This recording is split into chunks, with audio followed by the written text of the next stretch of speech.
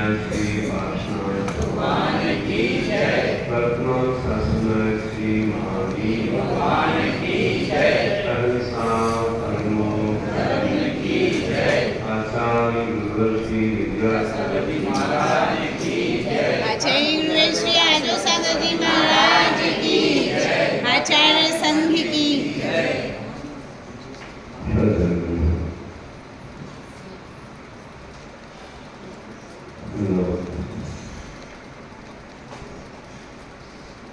भगवान की पावन जीवन को आशीर्वाद से महान बनाती है, उसे ही गुरुओं की प्रकृति से हम सूफियों के रूप में चलते हैं। हमारा जीवन का लक्ष्य अपने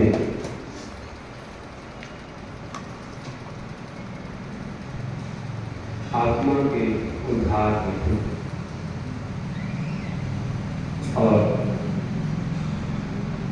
अशुभाशयों से बच करके कर्मों की विद्या का होता है।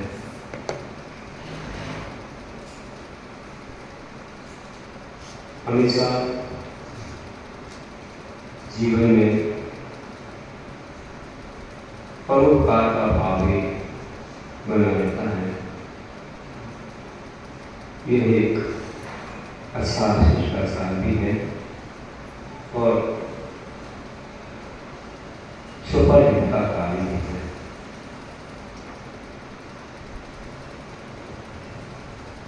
न्याय नीति के क्षेत्र में सब लोगों को निस्वार्थ भावना का संदेश हमारा केंद्र देता है और कभी भी अपने संकल्प से नहीं लेना ये बताता है। संकल्प में बहुत बड़ी शक्ति है। संकल्प से ऐसा पुण्य बढ़ता है कि कई प्रकार की दुविधाएं सुविधाओं में बदल जाती है। लेकिन श्रद्धा में अगर कमी हो तो व्यक्ति रास्ता बदल देता है। रास्ता नहीं बदलता, रास्ता तो वही है श्रेष्ठ जिसमें कि निस्वार्थता है, निष्कपट निश्चलता है, सुपर कल्याण की भावना है और जिस पर हमारे गुरु चले भगवान ने वह मार्ग बताया है, उसी से उनको मोक्ष मिला। वर्तमान की छोटे मोटे सुख के पीछे, धन पैसा के स्वार्थ के पीछे, नाम ख्याति के पीछे लोग रास्ता बदल देते हैं। ये उनकी कमी है, क्योंकि देह है लेकिन अंधी नहीं है। कभी भी अपने जीवन को दुख के गर्भ में नहीं डालना है। जिससे महान लोग निस्वार्थी लोग चल रहे हैं वही रास्ता चलना है।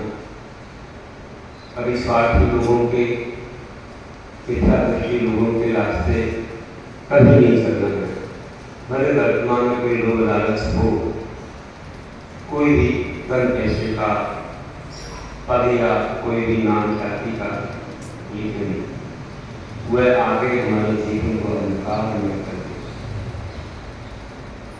इसलिए कहा है कि 37 नंबर पेज पर हम पढ़ रहे हैं, 103 नंबर के पद में, स्वार्थ करता जीवन खोटा, बाधा बदले पहली दिन रोया।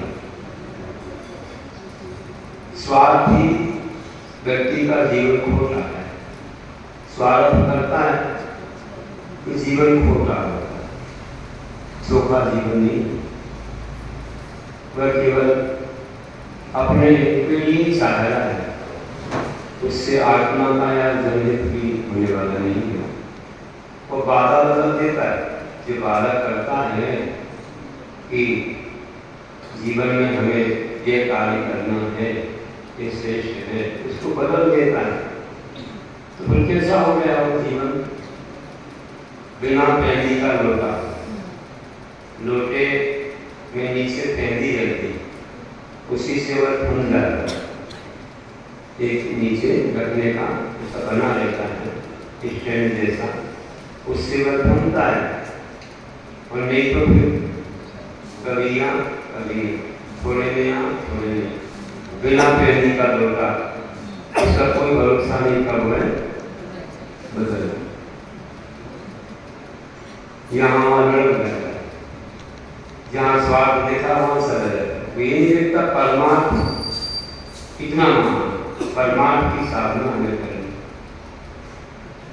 तो बिना पैंदी के लोटा नहीं बनना है। लोटा ऐसा होता है स्थिर है, स्वार्थ के पीछे जीवन बदले तो उसे परमात्मा की सिद्धि कभी होने वाली नहीं। पेंडुलम के समान जीवन, ऐसे ऐसे घड़ी का नीचे ऐसे चलता था ना करे, ऐसे ऐसे करके घड़ी में रहता है, यहाँ वहाँ ऐसा नहीं। स्थिरता जीवन में होनी चाहिए,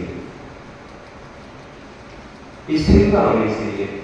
थोड़े कष्ट सहेंगे, थोड़ा मान छोड़ेंगे, धन देवों की कोई भी अनावश्यक विवासा है, अन्याय नीति का सहारा छोड़ेंगे, तो नियम से धर्म हमको इतना देगा इस जीवन में क्या बहुत जरूरी भी, और नहीं तो किसी भी जीवन में उसका फल तो मिलेगा ही मिलेगा।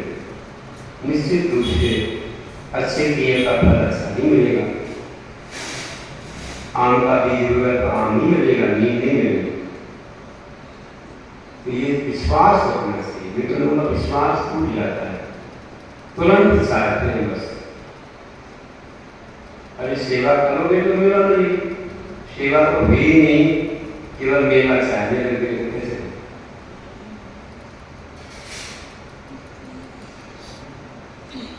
अरे जो व्यक्ति मेहनत करके श्रद्धा रख के कमाता है, विश्वास रखता है कि पूंजी लगाइए तो हमको न्याय से चल रहे हैं, अन्याय किया नहीं तो अच्छा मिलेगा ही मिलेगा, नियम से थोड़ा विश्वास कराने में समय लगता है। और कुछ कष्ट भी सहना पड़ता है,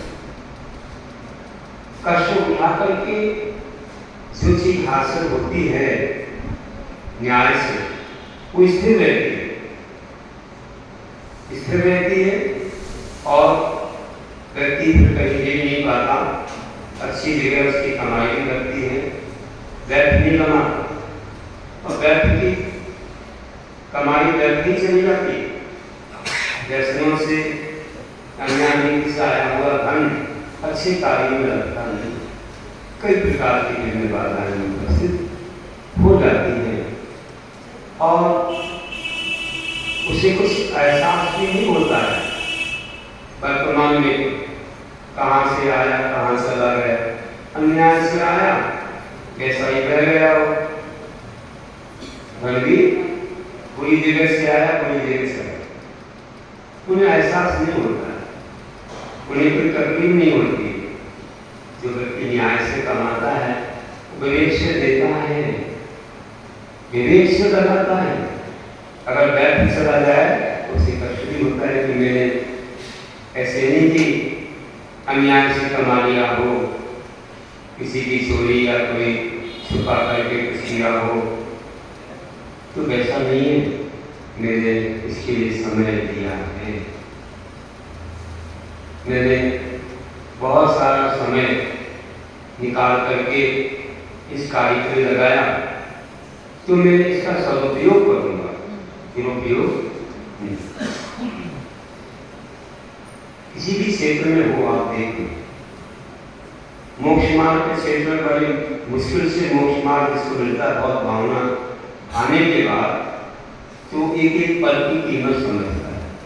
जिसको जबरदस्ती मिल जाए, जबरदस्ती बस भोग दे उसके ऊपर, तो बस की चिंता ही नहीं करता, कितने अतिचार दोष लगाता है, उसके श्रद्धा में इतनी गणता नहीं है।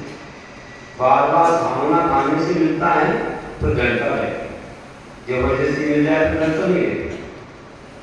कैसे ही अन्याय से धन आ गया तो चिंता नहीं है ज्यादा, कैसे ही चला गया। देख लो, कमाई करेगा व्यर्थ कमाई, बीमारी बिन अजान पीर पर। कमाई करेगा व्यर्थ, कमाई नहीं करता, व्यर्थ कमा देता।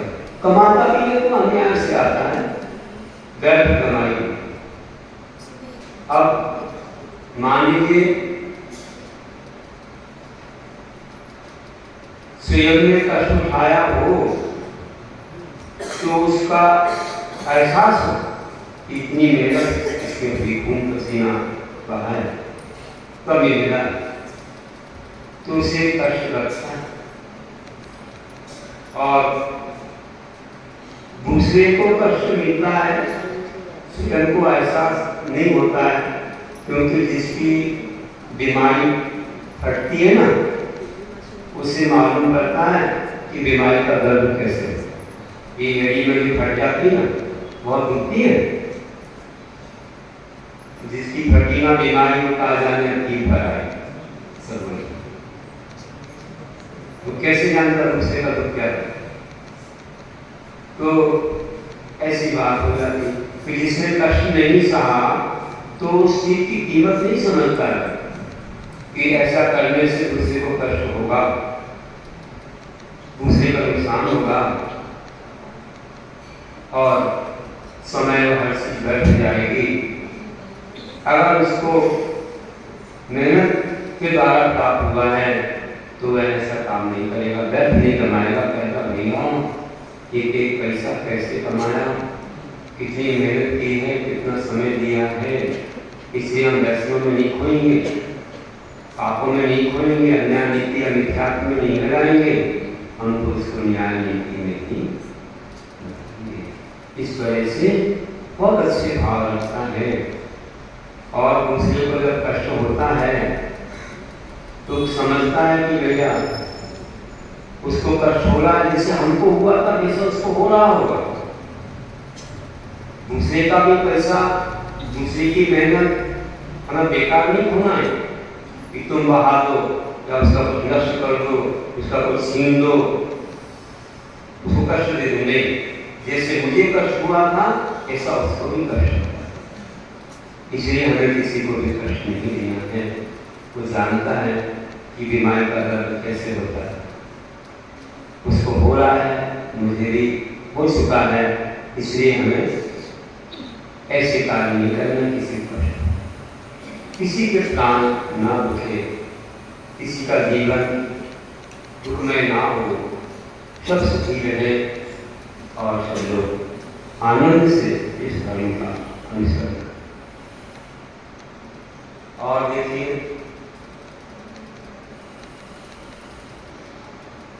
जहां पर गुण रहते हैं और सारी प्रकृति को प्राप्त होता है,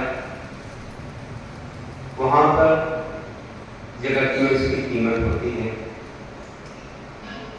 जहां पर गुण साबित नहीं होते हैं तो वहां पर वास्तव में कोई भी धर्मात्मा रहना नहीं चाहता और उस व्यक्ति से भी जुड़ना नहीं चाहता, क्योंकि वहां सुख शांति नहीं है। जहाँ धर्म है वहाँ सुख शांति। कोई धार्मिक व्यक्ति हो, उसके पास जाने में, बैठने में, बात करने में अच्छा मन लगता है। और कोई सरकपट वाला हो तो भैया कोई मतलब नहीं, अशांति हो जाती है। कोई धर्म को मजाक समझता है, उसे कोई दर्द नहीं है इस बात का कि हमारे नियम संयम प्रलय के लिए हमने जीवन में धर्म अंगीकार किया है कि नहीं, उसे कोई आस्था भी नहीं है, न श्रद्धा है गति आगति पर। इसलिए जिसे पुण्य पाप और इन सब चीजों पर श्रद्धा नहीं है केवल आपको ऊपरी आकर्षण दिख जाएगा और जो कुछ भी कहा जाएगा वो अमल में नहीं आएगा। अमल में नहीं आएगा तो जीवन कैसा होगा? केवल दिखावा होगा। कोई चीज पढ़ेगा भी तो पढ़कर चला जाएगा। इससे हमें जीवन में क्या शिक्षा देना है, जीवन को कैसा बनाना है, ये कुछ भी नहीं आया। तो क्या होगा? कुछ नहीं, केवल ऊपर का काट बात है, तो आगे पाठ पीछे सपाट है, कुछ नहीं।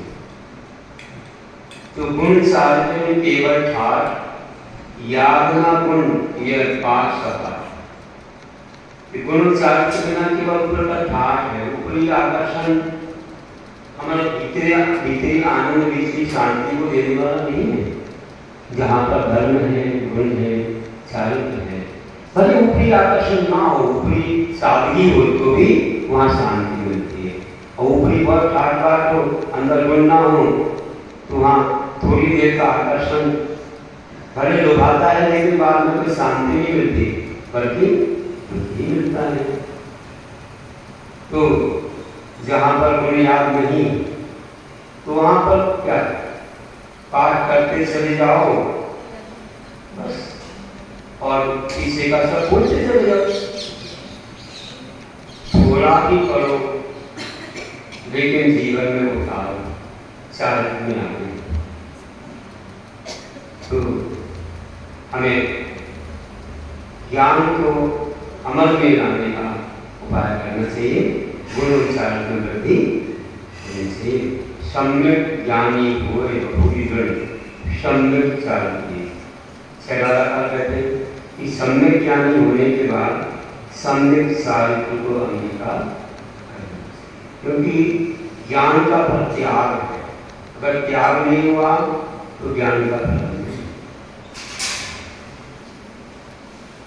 तो सच्चा ज्ञान वही है यहाँ पर त्याग है। इसे कहा था कि जीन गागा गलती जे देव से सुरक्षित जीन व्यक्ति प्रभाव है तन नाम सांस में कि जिस प्रकार रात का विवेचन हो जाए, जीवन से पापों से अलसी हो, जिससे श्रेय मार्ग में मोक्ष मार्ग में रुचि श्रद्धा जग जाए, और जिससे मैत्री की प्रभावना हो, आपस में वात्सल्य लड़े, वही जिन शासन में ज्ञान कहा गया है। तम नानम जिन शासन वही ज्ञान है। तो ऐसे हमें कार्य करना है। हमारे प्रभु ने तो बस एक ही रास्ता बता दिया, मोक्ष मार्ग, एक ही मंजिल बता दी कि मोक्ष मंजिल पहुंचना है। अब मोक्ष मंजिल पहुंचने तक के लिए धर्म के रास्ते पर चलते चलते बीच में अनेक आपको सुख के साधन मिलते हैं। आज पंचम काल में सीधा मोक्ष नहीं तो आपको स्वर्ग मिलेगा, तो वहां पर बहुत सारे सुख के साधन मिलेंगे। समय दृष्टि हो तो क्या कहना, अच्छे रिद्धिदारी देव भी बन जाओ या अच्छे बड़े देव भी बन जाओ, गति हो तो देव से रिद्धिदारी बनते ही। और वहां से आकर के फिर चौथे काल में जन्मो, अच्छे कुल जाति में जन्मो, राजकुल आदि में अच्छे से सब भोग भोग करके फिर त्याग के साथ मोक्ष मार्ग आके मोक्ष को पाओ। ये रास्ता है। अगर जिसने सही अपना रास्ता अपने लक्ष्य से बनाया है तो उसका रास्ता बहुत अच्छा ही होगा और वह उसे अपनी मंजिल तक पहुंचा है। इसलिए कहते हैं कि ज्यादा यहाँ देखने की आवश्यकता नहीं, अपना एक मेन पॉइंट देखें।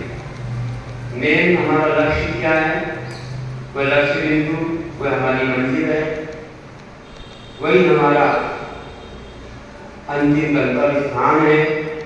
बस उसको देखते जाओ, चलते शिखर जी जाते हैं, दिखता है पहाड़, टोंगे दिखती है, तो रास्ता कोई नहीं, चलते जाते हैं।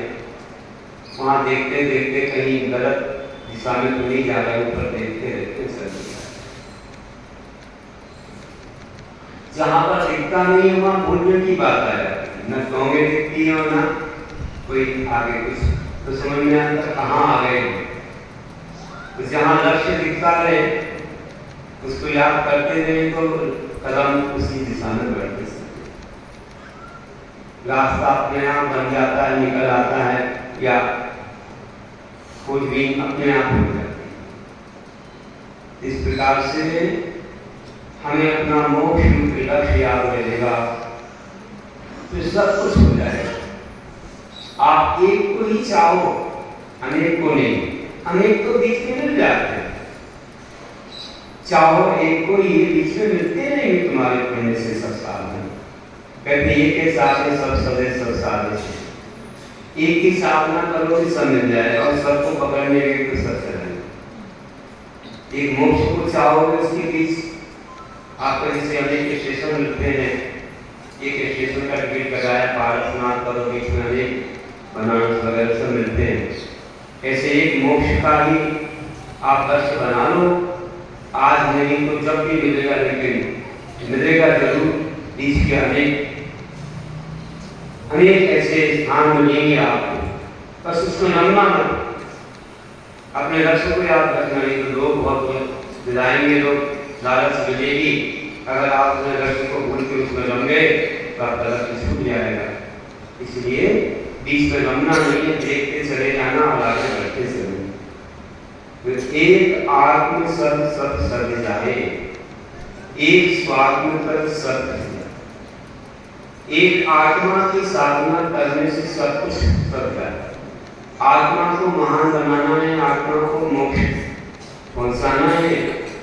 इस साधना से, मोक्ष मार्ग के व्रत नियम संयम की साधना से सब कुछ सज जाता है। इसको साधोगे पुण्य बढ़ेगा, और भी सब कुछ साधना होती चली जाएगी। भावना लक्ष्य होनी चाहिए, और एक आत्मा का लक्ष्य कोई छोड़ दे तो सब कुछ चला जाए। अगर आत्मा को याद ना करे, नियम संयम को छोड़ दे तो सब कुछ है। अब तक तुम्हारे पास कुछ भी नहीं, न कर्मों की निद्रा है, न अच्छा पुण्य है, न अच्छी गति है, कुछ भी नहीं है कि जैसी मति वैसी गति वाली बात है। जैसी अवस्था वैसी व्यवस्था, तो अवस्था करने की व्यवस्था बन जाती। हमारी अवस्था अगर ठीक नहीं है तो आपका पुण्य, आपका कर्म, आपकी व्यवस्था अच्छी नहीं बना सकता। व्यवस्थाएं अपने आप बनेंगी तब जब आपके पास अच्छी अवस्था होगी, फिर हमें कोई चिंता की बात नहीं।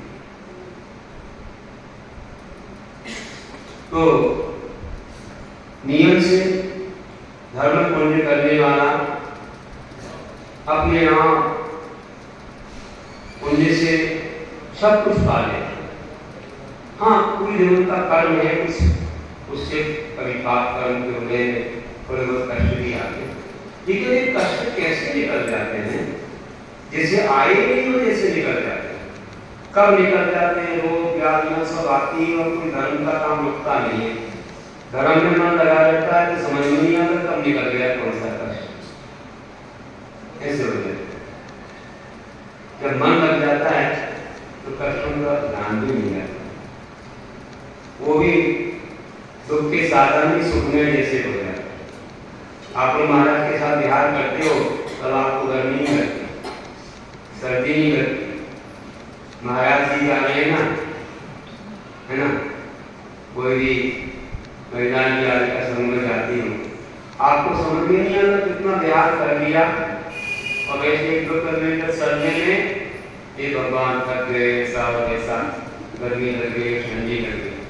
और जब उनके साथ जाते हैं तो सब तो परीक्षा तो होती है, कष्ट होता है, कष्ट के साधन मिलते हैं। कभी भोजन मिल रहा थोड़ा ज्यादा, अधूरा पूरा, कहीं ठंडी लग गई, कहीं गर्मी लग गई। ये सारे कष्ट भी, दुख भी सुख में बदल जाते हैं। कब बदल जाते हैं? जब धर्म रहता है, पुण्य रहता है।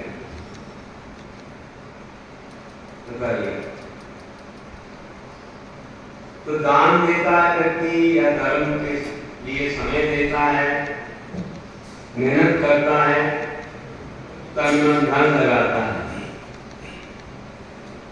समय लगाता है। इससे कष्ट कैसे हो जाते मालूम है? जैसे ऊंट रहता है ना, ऊंट के मुख में जीरा होता है, इतना बड़े मुख में जीरे का क्या स्थान? थोड़ा सा पाप रह जाता है उसका। जब बड़ा पुण्य कार्य करता है तो थोड़ा पाप आता है और उसका कोई असर नहीं होता है। जैसे ऊँट के मुख में जीरा हो तो ऊँट के लिए भी समझ में नहीं आएगा कि क्या है। तो हमें भी समझ में नहीं आता है कि क्या कष्ट है और क्या कब निकल गया समय। बस दक्ष रहता है कि हमें ऐसा कार्य करना है, गुरु के साथ गमन करना है, या हमें वंदना करनी है, हमको कोई चीज पाना है, शिष्य पर पहुंचना है, या ऐसा हमें तप और कई साधना करना है, तो अपने आप सब हो जाए। छोटे मोटे कष्ट आते हैं वह समझ में नहीं आते कब नहीं। तो दान दे पुण्य पाप कम धीरा, दान दे पुण्य पाप कम धीरा, और ऊँट के मुँह में पाप संधीरा। दान दे पुण्य पाप कम धीरा, ऊँट के मुँह में पाप संधीरा। दान देता है तो पुण्य होता है और पाप कम हो जाता है। दान देने से पुण्य बढ़ता है और पाप जो है ऐसे कम होते चले जाते हैं धीरे धीरे धीरे धीरे कि समझ में नहीं आता है कि वे कब निकल गए हमारे कर्म, समझ में नहीं। और मानो उनके मुँह में जीरे के समान पाप ले जाते। तो बंधु ध्यान रखना, पुण्य रहे तो ऐसे कष्ट भी सुख जैसे भाषित होते हैं, अनुभव में आते हैं। और कैसा भी गलत क्षेत्र का भाव हो तो भी व्यक्ति को कोई कष्ट नहीं होता, किसी प्रकार की परेशानी नहीं होती। हम लोगों ने अनुभव किया कि गुरुदेव ने जो अपन लोगों को व्रत दिए, आचार्य विद्यासागर जी महाराज, बचपन में देखा था, करीब वो भी 10-11 वर्ष की उम्र शरीर की, तब आए थे पथरिया में। उनके साथ में कोई मुनि नहीं थे, एक लक्ष्य बताइए, बहुत सदर वगैरह की बात हो गई, सदर। तो दुबला पतला शरीर था, पथरिया में आए थे और बीच मंदिर के सामने ही बड़ा रोड के बाजू में पंडाल बना, अभी भी वो ध्यान रखता है, उसमें महाराज जी बैठे प्रदर्शन देते। बहुत दुबला पतला शरीर है, उनके साथ जो है शायद गोयरक महाराज जी और 3 सुंदर महाराज जी, इसी लग रहे हैं। फोटो भी है, एक पुराना फोटो मिला था कहीं, तो कहीं पर है किसी के पास, तो वो भी हम लोग बचपन में देखते थे, लगा रखा था फूल और सारे मेरे साथ। तो उनके साथ में जो है एक ऐसे महाराज लोग थे, तो बस प्रदर्शन सुना, एक बादल सदन भगवान कहते थे, उनके दर्शन किए, अपने स्वाध्याय में लीन है, तेलक थुलक महाराज अपने काम में कर, कुछ भी अपना कार्य करो, कर्ण वगैरह सिद्ध कर रहे। फिर एक बार थोड़े से और कुछ वर्षों के बाद दमोह में देखा तो कुछ मुनि बन गए, नगरी वगैरह में दीक्षा हुई, संग थोड़ा बढ़, तो करीब उस समय आया 14-15 वर्ष की रही होगी, देखा तब थोड़ा समय बढ़ गए। आचार्य का हाथ देखा तो थोड़े एक घर पर ऊपर हाथ हो रहा है, सीढ़ियों से सड़े तो महाराज कुछ पीली वस्तु नहीं है। और उसमें तो महाराज जी का ज्यादा त्याग नहीं, क्या दे रहे अभी तक भी ऐसा ध्यान। तो पहले नंबर जब देखा था पवैया में तब मनाया कि अरे कितने महान है, हम भी ऐसे बन सकते हैं, हमें भी बनना चाहिए। उनको भी संस्कार मिलता था, छोटे छोटे पाठ हमको सिखाते थे, काफ़ी चीज़ें सीखने को मिली, व्रत वगैरह करने का संस्कार मिला। एक दिन मैंने कहा था आप लोगों को, फिर बाद में और हमारी जैसे तीसी घुमा रहे हैं आपस में, तो दमोई में देखा नंदे मंदिर में, तो बड़ा अच्छा था ऐसे तीसी हमका घुमाएंगे, आपस में तीसी घुमा रहे। फिर इसके बाद सुना कि महाराज शिखर जी तरफ गए, थोड़े और बड़े हुए थे, तब कॉलेज के लायक हो गए, कॉलेज में पढ़ते हो गए, दारू हुआ, तो अपन वहां चले गए उनको ढूंढने के लिए। लेकिन ये मन बना के गए कि अब जा रहे हैं, मौका मिला वही रह जाएंगे, वापस नहीं। घर वाले जबरदस्ती ना करें, गए लेकिन आचार्य को और उड़ीसा साइड से ही चले, फिर आना पड़ा वापस। फिर मड़िया जी में अपने गए, तो आ ही नहीं गए, तो लोग पकड़ना चाहते थे, अपन को अप्रोच के चले जाते हैं, अरे घर के बड़े हो ऐसे जाते। उसी समय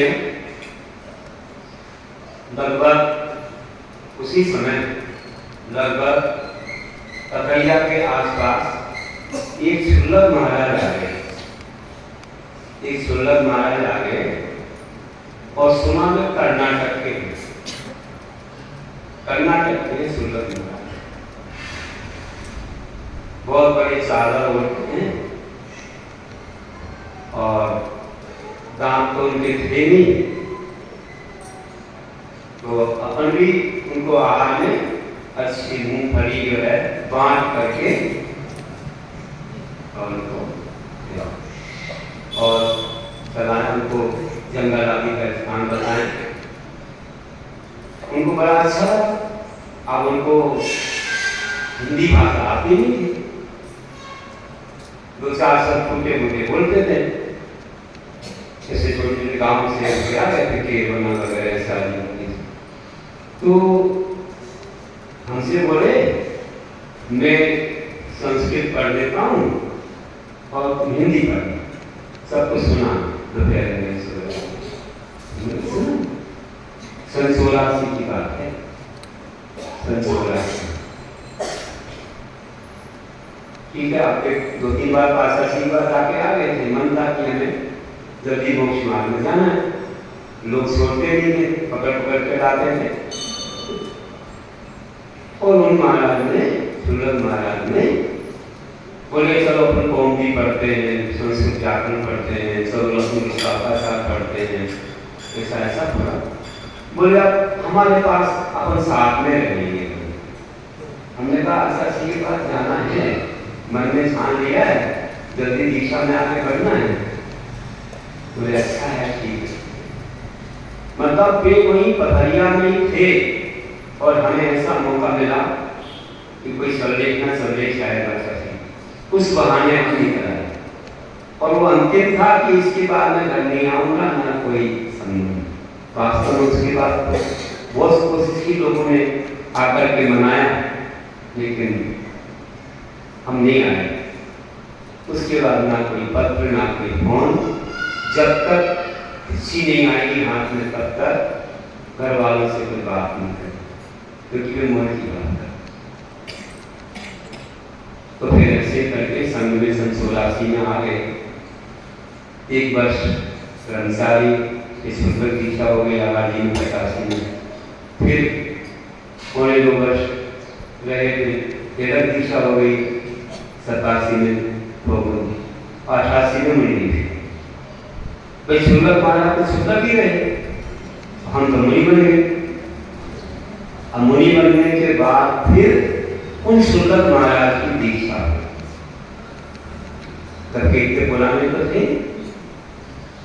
उनकी दीक्षा हुई और दीक्षा गुरु उनके सरल सागर महाराज हुए और दीक्षा के बाद उन सुंदर महाराज का जो गुणभद्र सागर का नाम था, उनका नाम ब्रह्मानंद सागर। फिर वे ब्रह्मानंद सागर याद करते थे। कभी भी कोई लोग जाते थे, याद करते थे कि कहाँ है मुनि बन गए, कभी मिलेंगे नहीं। एक बार आचार्य जी के साथ हम लोग पठारी पहुंच गए थे। पठारी पठारी है, तो वहां पर थे एक मुनि अवस्था में थे। पहले साधना करते थे, तो लेने आए तो सुना भाई आ गए हैं लेने। हम पीछे चल रहे थे, आचार्य जी को नमन किया, फिर ढूंढने लगे महाराज कहाँ है, हमको ढूंढ रहे। हम मिले, अच्छे से नमस्ते। अब देखो इतने पुराने तो भी रास्ता का सकरा आ गया तो आप आगे चलो, हमको आगे चलने को बोल रहे, क्योंकि हम पहले नहीं बन गए, ये बाद में बने, तो आदर दे रहे थे कि आप आगे चलिए। इतना बात उनकी विनय पठारी में मिले। और एक बार मंडी द्वीप में भोपाल स्थापना 2007 में, तो उसके बाद मंडी द्वीप में भी एक बार, इसे 2-3 बार मिलना हुआ है।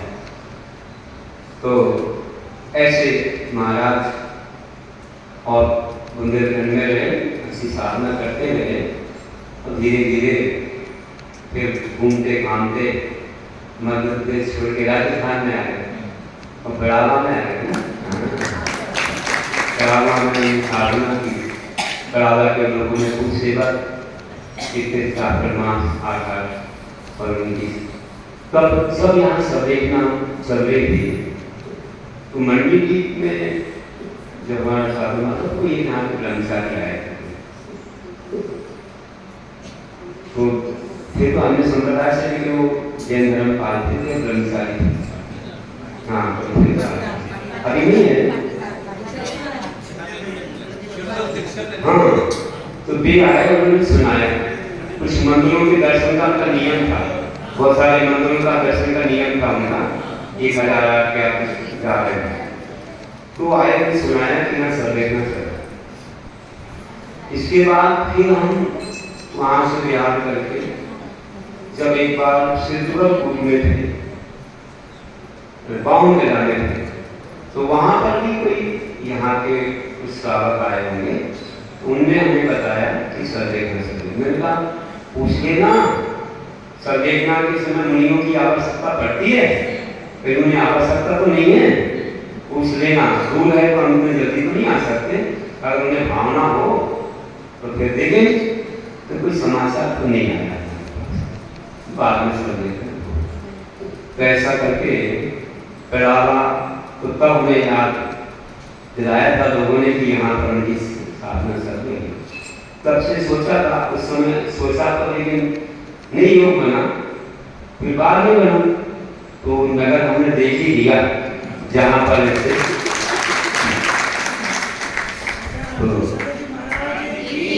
कर्नाटक से भी संबंध जुड़ गया था ना तुम लोगों का, ऐसे महाराज आने से रहने से पूरे उत्तर भारत का संबंध जुड़ गया, पर गुरु महाराज के दक्षिण भारत के। ऐसे ही वहीं के वासु के ही एक और महाराज थे,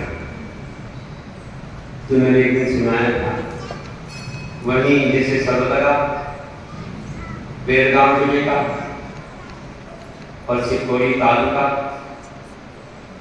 वैसी हलगा नाम का हलगा, वहां के थे आचार्य सीमंदर सागर, वे आचार्य चालीस शांति सागर जी के डायरेक्ट शिष्य आचार्य सुभाष सागर जी के शिष्य थे।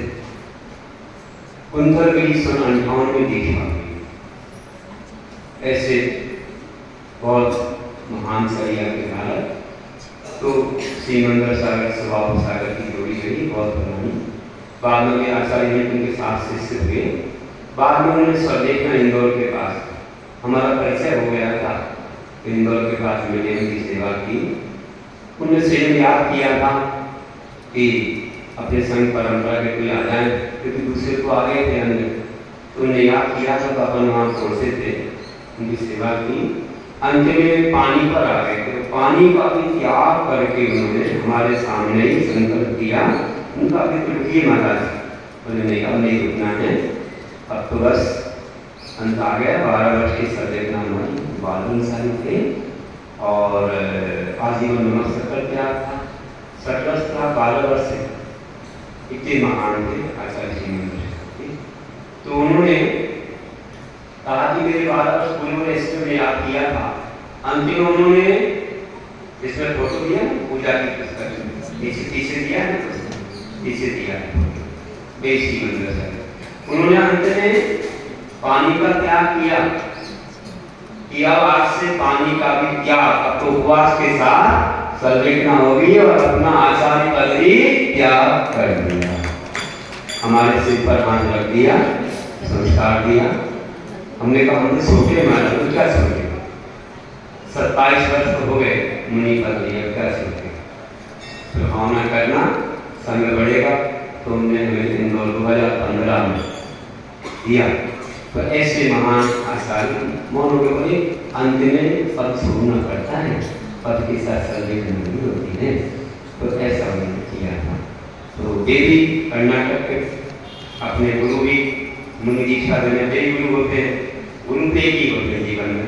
एक तो उन्होंने पद छोड़ दिया, गुरु को जो मुनि दीक्षा देते थे गुरु करने, तो अपने गुरुदेव का जो विद्यासागर जी, तो उन्होंने सब उनको तो दिया। अपने गुरु महाराज जी से सब ब्रह्मचारी सुंदर विरत मुनि सब खंडागन का ज्ञान, गौमन सार समय सार आदि का ज्ञान तो उनसे मिला है।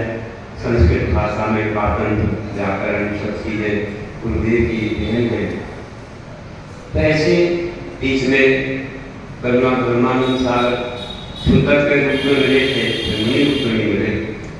गुणभद्र सागर नाम था और मणिभद्र सागर भूल गए। गुणभद्र सागर तो वे थे जो ज्ञान सागर बने थे, ज्ञान सागर वे भी रहे संघ में 1-2 वर्ष। तो मुझे इनका नाम मणिभद्र सागर, सही बात, मणिभद्र। तो मणिभद्र सागर के रूप में थे और फिर ब्रह्मानंद के रूप में।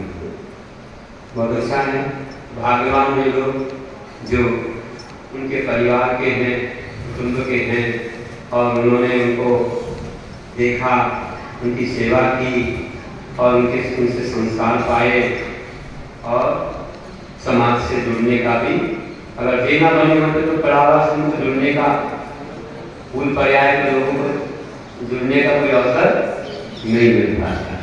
उनकी देन है, इसलिए अच्छी साधना की है, अच्छा भाव, अच्छा नाम है। तो ऐसे महान हुए हैं लोग। आचार्य श्रीमंत सागर जी उपवासों के साथ संवेदना दी और बहुत अच्छा उनका पुरुषार्थ रहा। तो ऐसे हम लोगों को आगे बढ़ना चाहिए। तो जब गुरु आज्ञा होती है, गुरु आज्ञा देते हैं कि तुम्हें ये व्रत लेना है, दीक्षा लेना है, उनको देख लेते हैं कि तुम्हारे पास वो गुण है। और हम जब संघ में आए तो हमने कहा आज भी दीक्षा लेने तैयार है, तो कच्ची मिट्टी है, जैसा बना दे कुंभ का जैसे। जब भी गुरु ने आदेश दिया कि आपकी 7 प्रतिमाधारी आज केशवंश करना है, ईश्वरवाद में सबसे पहले केशवंश आचार्य से बोला, बात बड़े हो गए, क्या करना है? हमने कहा बताइए मतलब, बोले केशवंश करना है, करना है, कर लिया। 1-1.5 घंटे में तो केशवंश हो गया पूरा, बहुत ज्यादा बात। 85 के बाद पहला केशवंश ईश्वरवाद सुधासागर महाराज का जन्मगांव है, ऊपर क्षेत्र है, वहाँ कर्मी में रुके थे, आचार्य जी से बैठे हमने सामने थे। तो ऐसे सब प्रतिमाधारी छुल्लक केवलक मुनि बनते गए। तो महाराज जी की आज्ञा लेते थे, उससे अपनी प्रतिभा उन्होंने जो देखी उन्होंने सब कुछ किया। तो गुरु आज्ञा से प्रतिभा चमके, गुरु गुण गाकर जीवन महके। गुरु आज्ञा से प्रतिभा सुन के गुरु गुण गाकर जीवन में गुरु गुण गाते चले जाओ, जीवन महक जाएगा और ज्यादा अपने गुण बढ़ जाएंगे। तो ध्यान रखना, सही आत्मिक सुख को जागृत करने वाले गुरु, एक अंदर पाषाण को हीरे का रूप देने वाले या ऐसे अंदर पाषाण जो कि उसमें तो कुछ होता ही नहीं है, उससे कोई कुछ नहीं निकाल सकता है, लेकिन जो स्वर्ण पाषाण होता है उसी को तपा करके स्वर्ण निकलता है। इससे जो भव्य होता है उसमें क्षमताएं होती हैं। तो वे जानते हैं कि वास्तविक सुख जहाँ छुपा हुआ है वहाँ पुरुषार्थ किया जाए तो सब कुछ मिल जाता है। तो हम लोग जाने कि ऐसे महान साधु लोग, महान गुरु लोग हुए हैं, उन्होंने कहा बाहर में कहीं सुख नहीं है, बाहर में सुख खोजोगे जिंदगी निकल जाएगी, अनंत जन्म निकल गए, सब हंसते रहेंगे कि देखो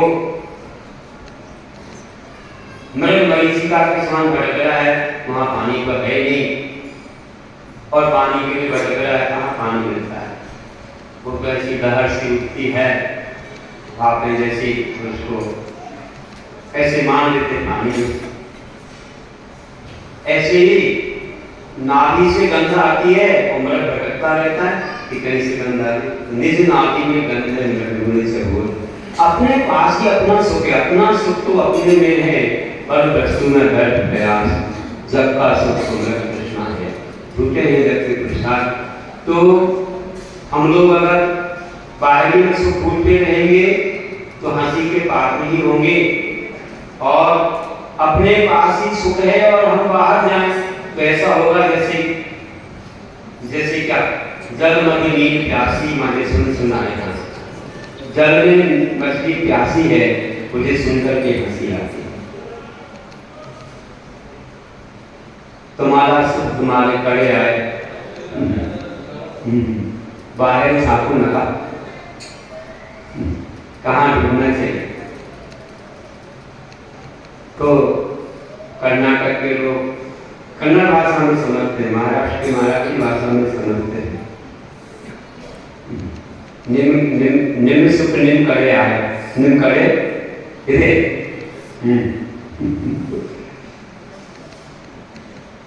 अल्ली नोट देखो, अल्ली नोट देखो, हमने उनको कन्नड़ में बता दिया, तुम्हारा सुख तुम्हारे अंदर है, वहां ढूंढना। सांगली में 7 मास हुआ था सन 92 में, नेमीनाथ नगर ऊपर गांव में भी लोग हो गए, सांगली में हो गया, और सेवन निर्गुला हो गया, और दावनगिरी हो गया, शिवोगा हो गया, 3-3 चातुर्मास महाराष्ट्र कर्नाटक, 3-3 मिले उनको, 7 चातुर्मास तमिलनाडु वालों को मिले। तमिल भाषा ऐसे ही बहुत अच्छी, अब तो आते हैं तो उनको बोलना पड़ती है, तो हम कितने भी घंटे बोलते जाए हमको मालूम नहीं पड़ता है, ऐसा हो गया। तो अच्छा साहित्य लिखने का भी अवसर मिला और सारा, और थोड़ी थोड़ी 1-2 कविताएं तो कन्नड़ मराठी में बनाई, ताकि तो बहुत अच्छा वहाँ पर भाव है, लोग बहुत अच्छे सादगी से रहने वाले लोग हैं। पुराने जमाने का आदमी चल रहा है वातावरण, उत्तर भारत में बहुत जल्दी पश्चिमी सभ्यता, पश्चिमी वातावरण से प्रभावित हो जाते हैं, वहाँ कृषक लोग ज़्यादा है, शुद्ध बोलने करने वाले, पुरानी रीति से रहने वाले। अब वातावरण धीरे बदल रहा है, लेकिन फिर भी दक्षिण में असर कम हो पाता है, यहाँ जल्दी होता है। दक्षिण में धर्म सुरक्षित रहा था एक काल भद्रबाबू स्वामी का, जब 12 वर्ष का काल पर ऐसा महान है।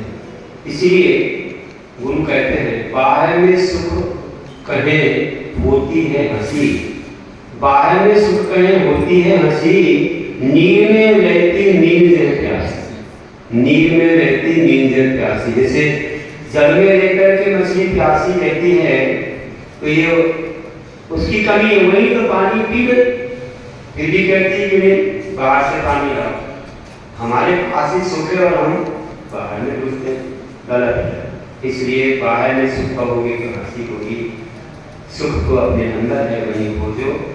दीक्षा लेकर ध्यान करके आत्मा में लीन हो जाओ और अंतर चक्षु बन जाओ, बाहरी चक्षुओं को बंद करो, तुम्हें अंदर में सुख मिल जाएगा। ऐसी भावना के साथ हमें देखना है। इतना अच्छा ज्ञानी लोग कहते हैं कि संसार का वैभव कोई अपने साथ नहीं जाएगा, क्यों बाहर में सुख ढूंढ रहे हो, मुट्ठी बांधे आए हैं, हाथ बता के चले जाओगे कि स्वयं के कर्मों का फल ये मानव पाएगा, स्वयं के कर्मों का फल ये मानव पाएगा। जाना कहाँ है समय बतलाएगा, जाना कहाँ है समय बतलाएगा।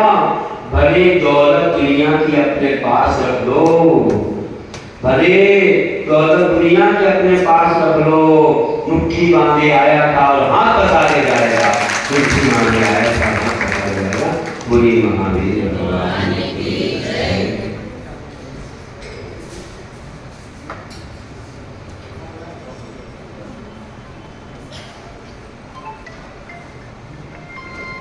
बोलिए देवाधिदेव विनायक श्री सांवरिया पार्षद भगवान की, परम पूज्य आचार्य श्री आदम सागर जी महामहिमाज की, आचार्य संघ की, महानुभाव आचार्य श्री के मंगल आशीर्वाद से चांदी के रथ में निरंतर चांदी की वृद्धि हो रही है और इसी क्रम में 51,000 रुपए की राशि श्री केवल चंद जी, विनोद जी, अमितेश जी परिवार की ओर से प्राथमिक जोरदार तालियां बजाकर सम्मान करें। और 100 ग्राम चांदी श्रीमती मनोहती जी, कैलाश जी पटवारी की ओर से प्राप्त हुई है, जोरदार तालियां बजाकर सम्मान करें। 11,000 रुपए की राशि श्री राजेंद्र जी भानासा परिवार की ओर से प्राप्त हुई है और लोकेश जी, राजकुमार जी की ओर से 5100 रुपए की राशि की घोषणा हुई है। प्रकाश जी, पारस जी कटारी 11